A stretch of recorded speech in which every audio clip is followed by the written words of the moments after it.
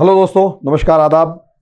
दोस्तों, हमारे पड़ोसी देश नेपाल से, जिससे हमारी सरकार या हम लोग बार बार एक हिंदू राष्ट्र और एक रोटी बेटी का संबंध होने का बार बार दावा करते हैं, लगातार दावा करते हैं। पिछले टाइम में बीबीसी न्यूज़ के ऊपर कुछ रिपोर्ट्स ऐसी आई या नेपालियों के बारे में जो विचार हैं वो ऐसे आए जिससे कहीं ना कहीं हर भारतीय को कुछ ना कुछ समस्या हो सकती है, या यूं कहें कि भारत की सरकार को समस्या हो सकती है, और चीन जो है उसके पूरे सिस्टम और सरकार को बहुत खुशी महसूस हो सकती है। वो काफ़ी फूले नहीं समा सकते, या इस तरीके की सिचुएशन नेपाल के मामले में भारत के खिलाफ और चीन के पक्ष में नहीं तो कम से कम उसके प्रोपेगेंडा के पक्ष में ज़रूर आई है। दो चीज़ें वहाँ आम नेपाली के जो इंटरव्यूज़ आए उसके अंदर सीधा सा एक बात तो ये कही गई कि उन्हें भारत से काफ़ी ज़्यादा समस्याएं हैं।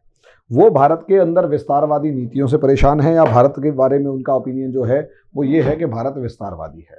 दूसरी तरफ पाकिस्तान के बारे में उनका विचार ये है कि जो पाकिस्तान है उनके लोग अच्छे हैं, बहुत अच्छे हैं, वो उनसे बड़े प्यार से या तरीके से बिहेव करते हैं। वहीं हिंदुस्तान के बारे में आम आदमी का कहना ये है कि हिंदुस्तान जो है वो थोड़ा परेशान करता है, थोड़ा या ज़्यादा जो भी परेशान करता है। तो सवाल यहाँ पर यही है दोस्तों कि असलियत में नेपाल के बारे में जो भी प्रोटेस्ट की बात, नेपाल के बारे में आम आदमी की नेपाल में भारत के बारे में जो भी आम राय है उसके लिए अगर आप जज करना चाहते हैं तो वहां से साल दर साल आने वाली कुछ तस्वीरों को देखेंगे तो आपको खुद महसूस हो जाएगा। आए दिन यदि हम देखते हैं तो आए दिन हम लोगों को यहाँ पर इस तरीके की तस्वीरें नजर आती हैं नेपाल के मामले में, चाहे तो कॉन्स्टिट्यूशन के मामले में हुआ, चाहे बॉर्डर इशू के मामले में हुआ, चाहे ब्लॉकेड के मामले में हुआ, चाहे काला पानी के मामले में हुआ, चाहे ब्लॉकेड के मामले में, या कुछ भी अगर आप देखोगे सबके मामले में नेपाल में भारत के खिलाफ काफी ज्यादा, यहां तक कि काफी उग्र प्रदर्शन भी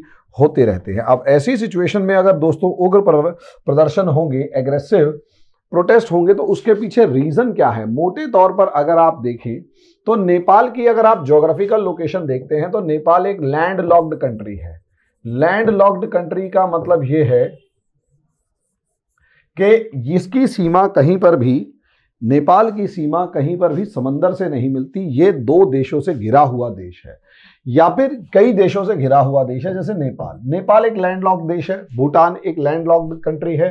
इसी तरीके से अगर आप ऊपर की तरफ देखेंगे तो बहुत सारे अफगानिस्तान एक लैंड लॉक्ड कंट्री है, यानी चारों तरफ किसी ना किसी देश से घिरा हुआ है। वहां उसको कोई भी बाकी दुनिया तक कांटेक्ट करने के लिए समंदर का रास्ता नहीं मिलता, और यही उसकी सबसे बड़ी प्रॉब्लम है, यही उसकी सबसे बड़ी दिक्कत है। तो नेपाल की भी दिक्कत यही है कि ये सिर्फ और सिर्फ दो देशों से घिरा है। इसके एक तरफ इंडिया है और दूसरी तरफ चाइना है। अब ऐसी सिचुएशन में जब सिर्फ और सिर्फ दो देशों से घिरा हो तो यहां पर इंडिया और नेपाल के बीच में, और नेपाल के इंडिया और चाइना के कंपैरिजन में देखा जाए तो इंडिया की तरफ रास्ते ज्यादा खुलते हैं, और इंडिया और कलकत्ता, मतलब नेपाल के कलकत्ता का पोर्ट जो है, कलकत्ता पोर्ट की जो मिनिमम दूरी है वो लगभग 850 किलोमीटर के आसपास है। वहीं अगर चाइना के किसी भी सबसे नजदीक के पोर्ट की दूरी अगर देखी जाए तो वो लगभग 2800 किलोमीटर के आसपास है। ग्वांगझो उनका एक पोर्ट है जो। अब ऐसी सिचुएशन में दूसरी तरफ अगर आप देखेंगे तो नेपाल के 27 आउटफिट्स, मतलब 27 पॉइंट्स ऐसे हैं जहां से वो नेपाल से इंडिया में एंट्री कर सकते हैं। 27 पॉइंट जो अपने आप में काफी ज्यादा है, यानी पूरे हिंदुस्तान के अंदर वो आराम से आ जा सकते हैं। वहीं चाइना से सिर्फ और सिर्फ एक तातापानी या कुछ इस तरीके का एक पॉइंट है जहां से वो चाइना के अंदर एंटर कर सकते हैं। ऐसी सिचुएशन के अंदर नेपाल की डिपेंडेंसी इंडिया के ऊपर बढ़ जाती है।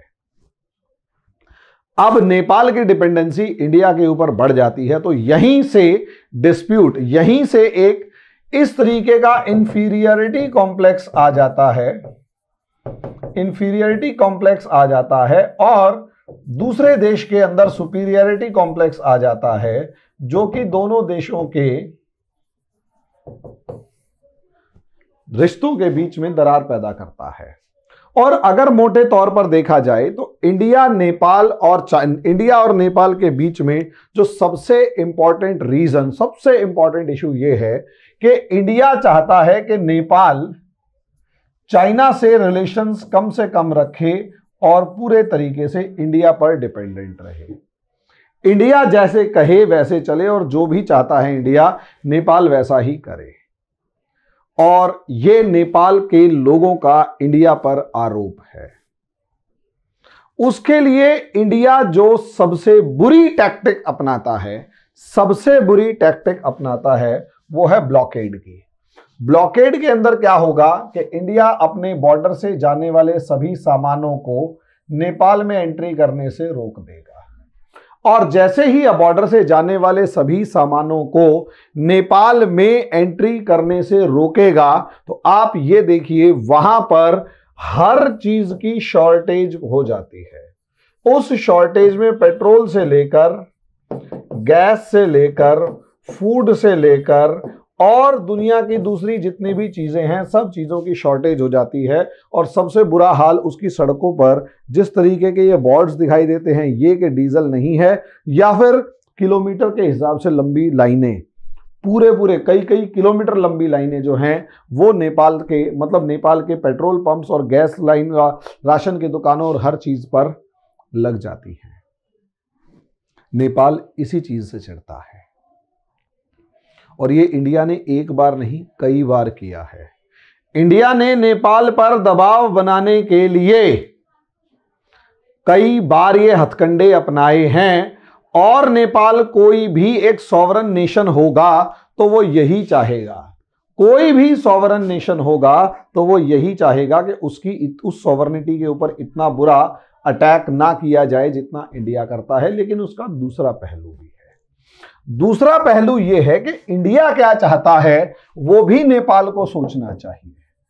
इंडिया चाहेगा अपनी सिक्योरिटी, और सिक्योरिटी किसके पर्पस से कि ठीक है आपको सभी फैसिलिटीज प्रोवाइड कर दी, लेकिन सिक्योरिटी जो है वो चाइना से चाहेगा। और हमेशा चाहेगा इंडिया भी कि नेपाल चाइना की गोद में जाकर ना बैठे या नेपाल की जमीन का इस्तेमाल भारत विरोधी गतिविधियों के लिए ना हो। सिक्योरिटी इशू नेपाल और इंडिया का नेपाल के लिए सिक्योरिटी इशू सबसे इंपॉर्टेंट है। इंडिया कभी नहीं चाहेगा कि पाकिस्तान, जिसे वो बड़ा प्यारा बता रहे हैं, वो नेपाल की जमीन का इस्तेमाल भारत विरोधी गतिविधियों में करे। इंडिया कभी नहीं चाहेगा कि नेपाल चाइना से हथियार या दूसरी चीजें इस तरीके से खरीदे कि वो इंडिया के लिए एक थ्रेट हो जाए।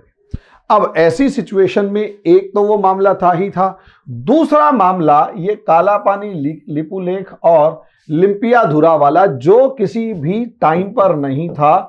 1816 की सगौली की संधि जो थी, सगौली ट्रीटी जो थी, इस सगौली ट्रीटी के अकॉर्डिंग अगर आप देखेंगे तो ऐसा कुछ मामला नहीं था। काली नदी के पश्चिम और पूर्व का मामला था जो भी वहां पर था। अब ऐसी सिचुएशन में जानबूझकर, अब ऐसी सिचुएशन में यहां पर आ जाती है कम्युनिस्ट गवर्नमेंट, और इन कम्युनिस्टों ने इंडिया, चाइना और नेपाल के बीच में कम्युनिस्टों ने नेपाल को चाइना की तरफ ले जाने की पूरी कोशिश करी। ये रियलिटी है। जब तक नेपाल के अंदर डेमोक्रेटिक सिस्टम था, इंडिया को कोई प्रॉब्लम नहीं थी। जिस टाइम से डेमोक्रेटिक सिस्टम के अंदर ये कम्युनिस्टों ने डोमिनेट करना शुरू किया और पूरी ताकत से इस हद तक डोमिनेट करना शुरू किया कि इंडिया को एक प्रॉब्लम क्रिएट होना शुरू हुआ, इनसिक्योरिटी फील होना शुरू हुआ। फॉर एग्जाम्पल, अगर आप देखें तो चाइना और नेपाल के जो रिलेशंस हैं, वो अप्रॉक्सीमेट 1961 में स्टार्ट होते हैं।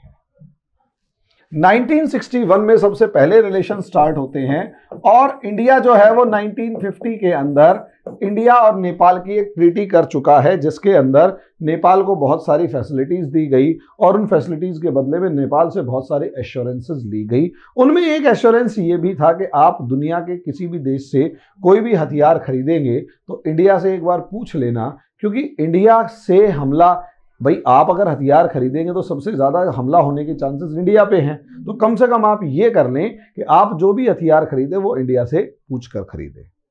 1961 में नेपाल और चाइना के बीच में जो डिप्लोमेटिक रिलेशंस थे वो स्टार्ट हुए और सबसे ज्यादा इंपॉर्टेंट जो फेज आया वो नवंबर 1989 के अंदर आया। और इस नवंबर 1989 के अंदर चाइनीज प्राइम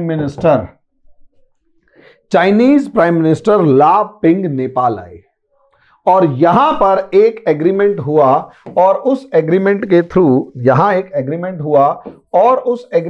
थ्रू चाइना ने नेपाल को अपने आर्म्स एंड एम्यूनिशन बेचना शुरू किया। इंडिया को यह बात गवारा नहीं गुजरी कि आप चाइना से हथियार खरीद रहे हैं। जब इंडिया को यह बात गवारा नहीं गुजरी तो इंडिया ने इस चीज का अपोज किया और जब इंडिया ने इस चीज का अपोज किया तो वहीं से सिचुएशंस जो थी वो बिगड़नी शुरू हुई और इंडिया ने लास्ट एक्सट्रीम स्टेप पे जाते हुए नेपाल का ब्लॉकेड किया पहली बार ढंग से। ऑब्वियस है प्रेशर क्रिएट हुआ लेकिन नेपाल यहां नहीं झुका। अब नेपाल अपनी सॉवरेनिटी के गाने गा रहा है और इंडिया जो है वो अपनी सिक्योरिटी की बात कर रहा है। दोनों अपने अपने पॉइंट ऑफ व्यू से सोच रहे हैं, दोनों एक दूसरे के पॉइंट ऑफ व्यू से नहीं सोच रहे। नेपाल कहता है हम सॉवरन हैं तो हम किसी से भी कुछ भी करें, आपको कोई मतलब नहीं। तो अगर वो मतलब नहीं तो भाई इंडिया भी कुछ भी करे, किसी को परमिशन दे और किसी को ना दे तो उसमें भी तो कोई मतलब नहीं। ये तो सिंपल गिव एंड टेक है,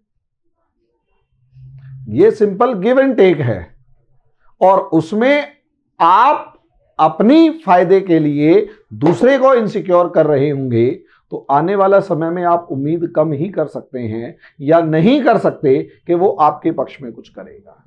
भाई सीधी सी बात है, आपको अगर फैसिलिटीज किसी दूसरी कंट्री से चाहिए तो दूसरी कंट्री भी उसके बदले में आपसे कुछ चाहेगा और वो क्या चाहेगा, वो काफी कुछ चाहेगा, यही कि कम से कम मुझे सिक्योरिटी मिले। यहां पर नेपाल इंडिया की बात नहीं समझ रहा है कि इंडिया को, भाई चाइना और इंडिया एक नेचुरल दुश्मन है। आज के दिन 1962 के बाद भले ही इनके रिलेशंस सुधरे हों लेकिन आने वाले समय में जिस तरीके से सिचुएशंस बदल रही हैं, आने वाला समय यही दिखाई दे रहा है कि इंडिया और चाइना एक दूसरे के बढ़ के दुश्मन निकलेंगे, फुल फ्लेजेड लेवल पर दुश्मन निकलेंगे और ये लोग एक दूसरे को मतलब आने वाला समय इन दोनों के संघर्ष का है। ऐसे में इंडिया कभी भी नहीं चाहेगा कि कोई भी देश जो उसका पड़ोसी है या उससे संबंध अच्छे रखता है वो कम से कम चाइना के फेवर में जाए और चाइना से कम फेवर में जाए। डील्स, आप बिजनेस डील्स कर रहे हैं कोई प्रॉब्लम नहीं है, लेकिन डिफेंस डील्स कर रहे हैं तो प्रॉब्लम है। इंडिया का, दुनिया का कोई भी देश ऐसा ही चाहेगा। जिस पाकिस्तान की आज के दिन ये तारीफ कर रहे हैं नेपाल के लोग, उसी पाकिस्तान के बारे में अफगानिस्तान से पूछ कर देखिए। अफगानिस्तान यही कहेगा कि हमें बर्बाद करने का केवल एक दोषी है और वो पाकिस्तान है। तालिबान खड़ा करने वाला कौन? पाकिस्तान। इंडिया ने तो कहीं पर कोई तालिबान नहीं खड़ा किया नेपाल के अंदर, पाकिस्तान ने तो तालिबान खड़ा कर दिया। पाकिस्तान ने तो अफगानिस्तान को पूरे का पूरा 10 साल तक युद्ध में झोंके रखा। तो यहां पर असलियत में नेपाल के लोगों को, नेपाल की जनता को यह समझना चाहिए कि असलियत में इंडिया क्या चाहेगा और उनकी जो ये कम्युनिस्ट गवर्नमेंट्स हैं ये क्या चाहती हैं। इंडिया की कम्युनिस्ट गवर्नमेंट्स क्या चाह रही हैं? वो जानबूझकर चाइना की गोद में जाकर बैठकर इंडिया के अगेंस्ट एक प्रोपेगेंडा चला रही हैं जिसमें आम जनता को लैंड डिस्प्यूट्स दिखाकर जो मामला 50, 60, 70 साल में नहीं था उसे पिछले साल 2020 के अंदर एकदम से बनाया गया और उसके नाम पर नेपाली नेशनलिज्म को भड़काया गया। और गुस्सा कई मामलों में पहले भी था, लेकिन इस चीज को भी नहीं भूलना चाहिए कि जब जब नेपाल संकट में आया है तो सबसे ज्यादा आगे बढ़कर इंडिया ने ही मदद करी है। काठमांडू के अंदर जिस समय पर पूरी प्रलय आई थी, पूरा तबाह और बर्बाद हो गया, सबसे आगे जाकर इंडिया ने ही काम किया। वहीं अगर आप देखेंगे आज के दिन कोरोना वैक्सीन के नाम पर इंडिया से सबसे पहले वैक्सीन पहुंच चुकी हैं।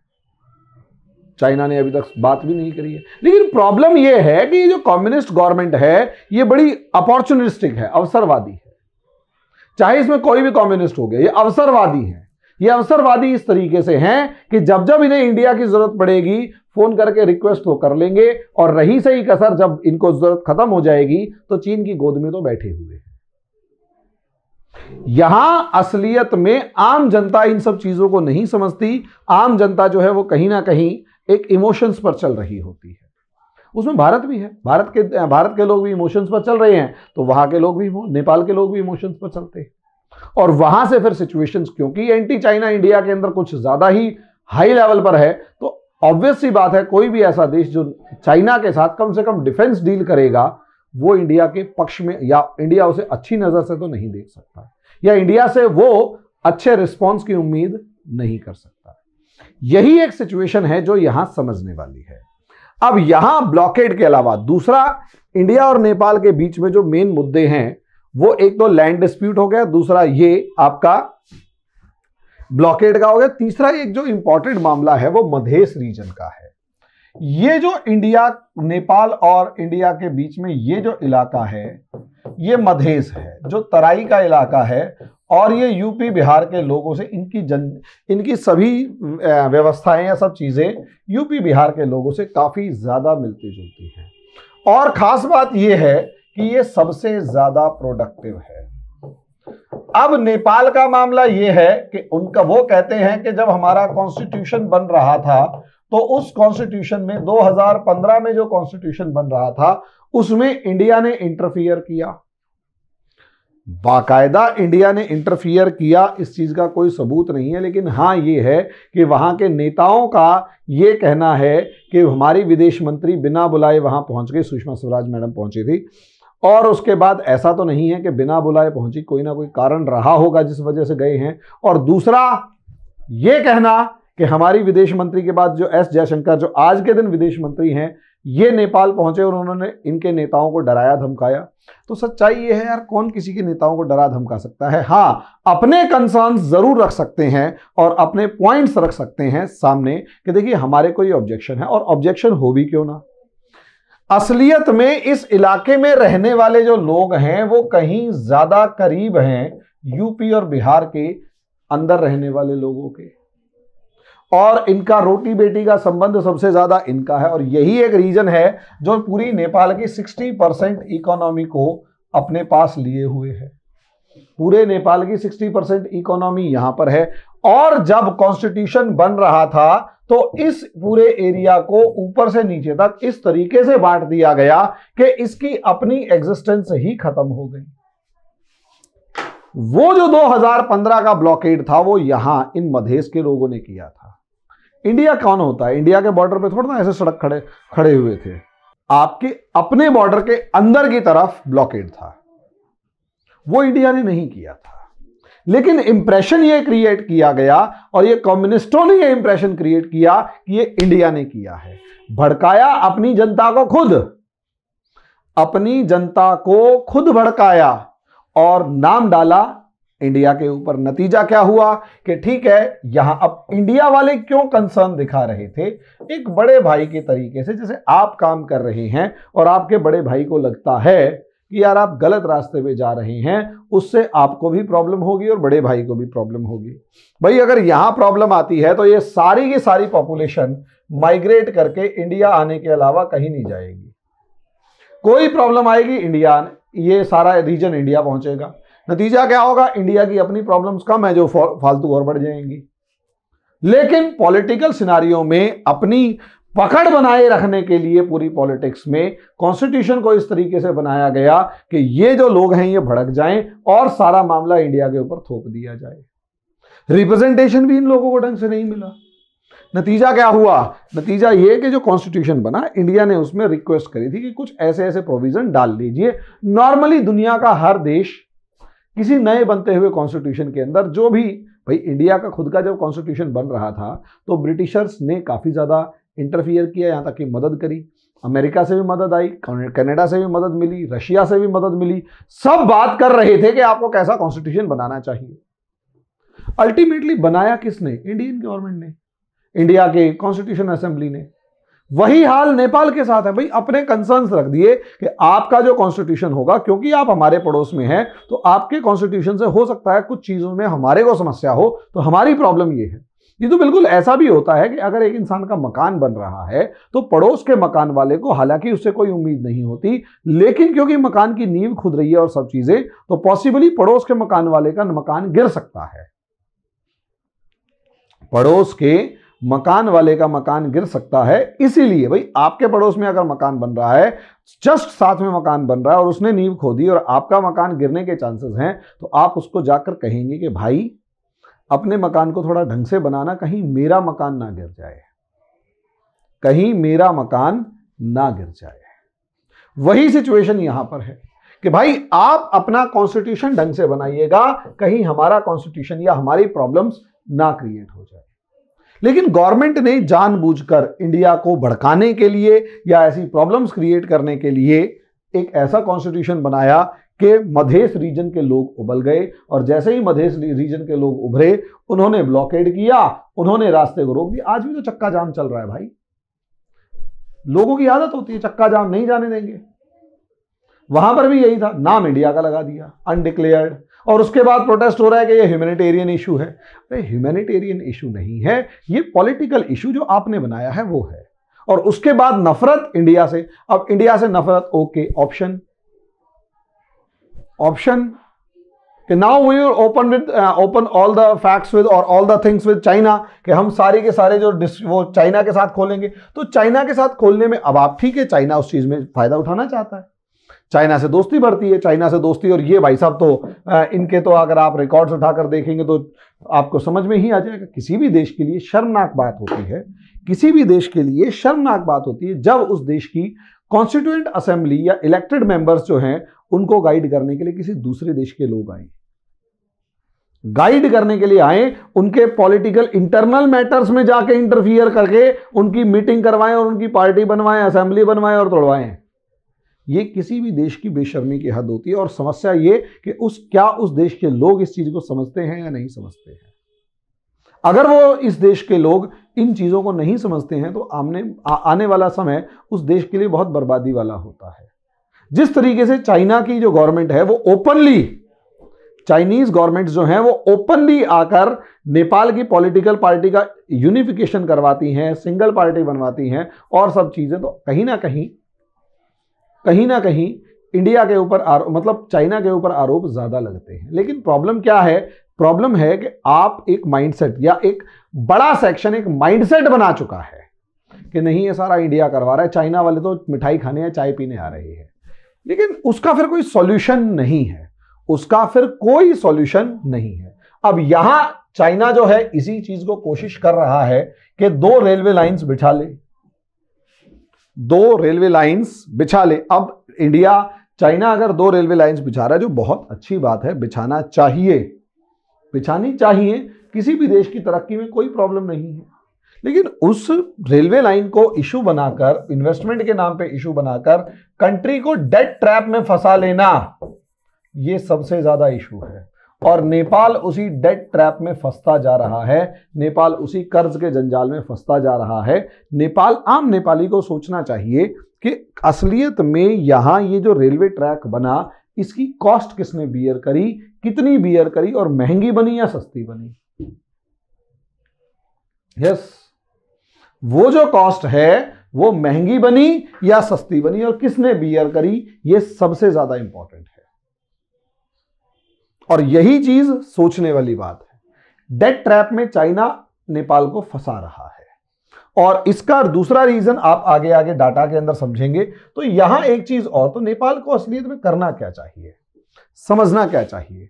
आम नेपाली गवर्नमेंट और आम नेपाली को यह चीज समझनी चाहिए कि असलियत में इंडिया और चाइना 2 बड़े देश हैं, और वो कहीं ना कहीं इंडिया के पास ज्यादा है, चाइना के करीब कम है। कल्चरल वे में, जियोग्राफिकल वे में, एथनिकल वे में, हर जगह पर वो इंडिया से करीबी ज्यादा रखता है। वो इंडिया और चाइना के बीच में लिंक बने ही बन सकता है, इंडिया और चाइना के बीच में एक सपोर्ट भले ही कर सकता है, या कम से कम दोनों के बीच में बैलेंस रखने का काम जरूर कर सकता है।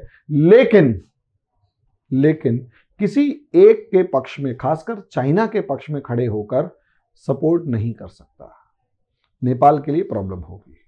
क्योंकि नेपाल को अगर इतना ही इंडिया से ह्यूमैनिटेरियन इशू और सब चीजें होंगी तो नेपाल की गवर्नमेंट के भी बहुत सारे मामलों के अंदर अगर देखा जाए तो इंडिया का एक्सपेक्टेड जो स्टैंड था, इंडिया का नेपाल से जो एक्सपेक्टेड स्टैंड था वो नेपाल ने नहीं लिया।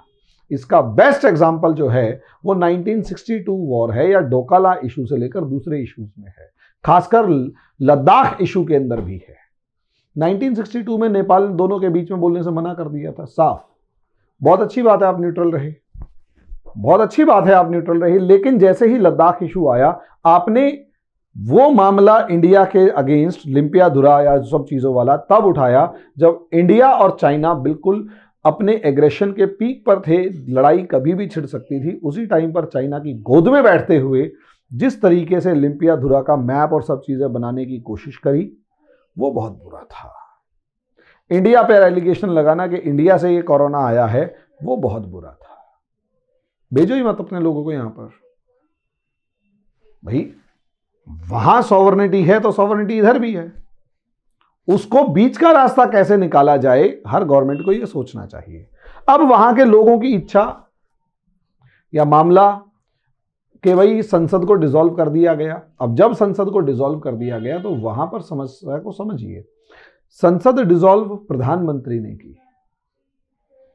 अब उनका मानना यह है, नेपाली का आम जनता का मानना यह है या नेपाली जो खासकर लोग हैं इनका मानना क्या है कि ये एक इंडिया का माइक्रो मैनेजमेंट है। इंडिया का micro management in the sense कि इंडिया बहुत बारीकी से हर मामले को नेपाल के अंदर पीछे रह के निपटाता है और जो चाहता है वो कर देता है।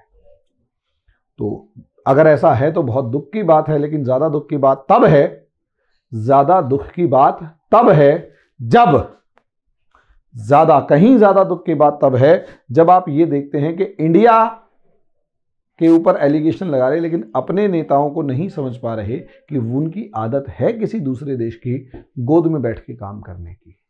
नेपाल की भी है।